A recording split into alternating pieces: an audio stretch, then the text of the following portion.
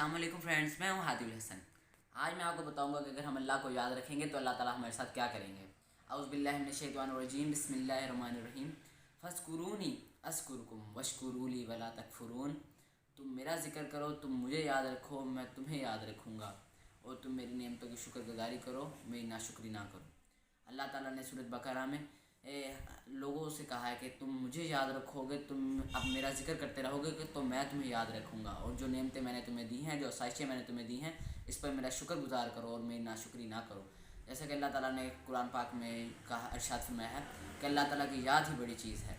और इसी तरह अल्लाह ताला ने सूरत हशर में भी इरशाद फरमाया है कि तुम ऐसे ना हो जाओ कि तुम अल्लाह ताला को भूल जाओ, और अगर तुम अल्लाह को भूल गए तो अल्लाह तुम्हें ऐसा कर देगा कि तुम अपनी ज़ात को भूल जाओगे।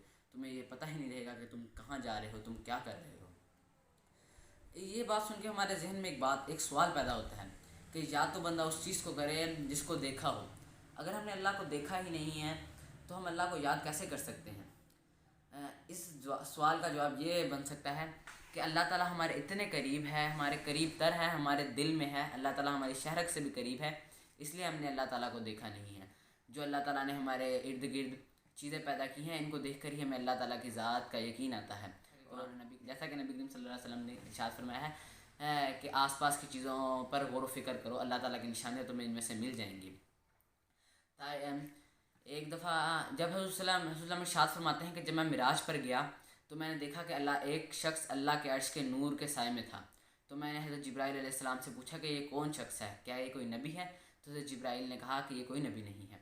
तो मैंने उनसे पूछा क्या ये कोई फ़रिश्ता है, तो उन्होंने कहा ये कोई फ़रिश्ता नहीं है। तो हज़रत ने इरशाद फरमाया कि ये कौन है।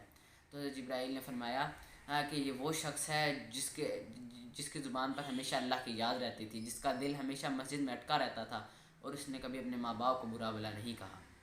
इसी तरह हमें तारीख़ से एक और वाक़या मिलता है कि सहाबा-ए-किराम एक दिन बैठे हुए थे तो नबी करीम सल्लल्लाहु अलैहि वसल्लम उनके पास से गुज़रे और उनसे दरियाफ़्त किया कि बैठने की वजह क्या है।